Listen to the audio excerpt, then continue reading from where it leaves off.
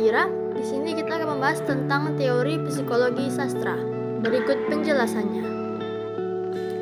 Psikologi sastra adalah kajian yang menelaah cerminan psikologis dalam diri para tokoh yang disajikan sedemikian rupa oleh pengarang, sehingga pembaca merasa terbuai oleh problem psikologi yang terdapat dalam karya sastra. Daya tarik psikologi sastra adalah pada masalah manusia yang melukiskan potret jiwa. Tidak hanya jiwa sendiri yang muncul dalam sastra, tetapi juga bisa mewakili jiwa orang lain. Psikologi sastra memiliki peran yang penting dalam pemahaman sastra karena adanya beberapa kelebihan seperti pertama, pentingnya psikologi sastra untuk mengkaji lebih mendalam aspek perwatakan.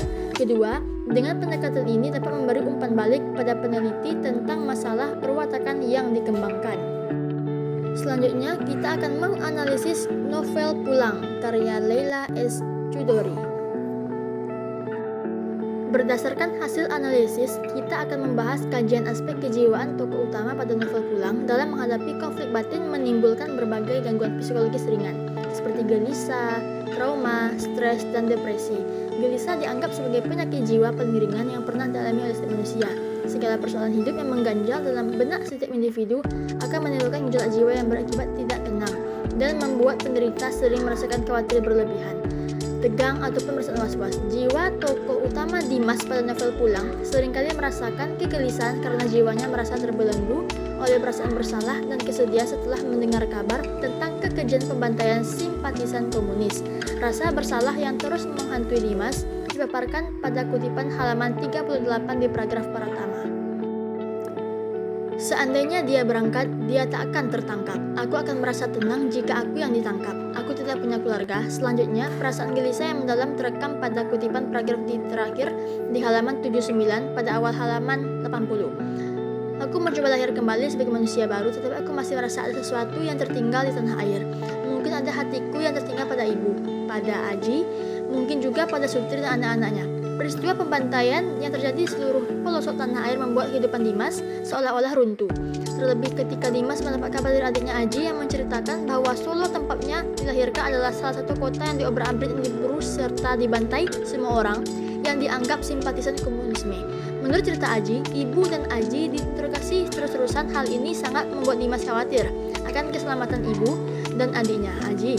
Surat-surat yang berisi kabar inilah yang membuat Dimas selalu gelisah dan trauma berkepanjangan, seperti pada kutipan halaman 80 paragraf pertama dan halaman 70 pada paragraf terakhir. Aku tak tahu, tapi kegelisahan mengganggu setiap kali aku membaca surat-surat dari Aji yang berisi kisah pembantaian halaman 80. Sudah pasti ibu dan Aji diinterogasi habis-habisan, sudah pasti rumah di Solo digeledah halaman 70. Selain itu, kegelisahan Dimas terdapat juga pada kutipan teks halaman 20. Kamu tampak gelisah akhir-akhir ini, kata Vivini. Aku mendengar kabar dari Jakarta. Pada kutipan tersebut dijelaskan bahwa Dimas kerap kali terlihat gelisah setiap mendapat kabar-kabar gelap dari Jakarta.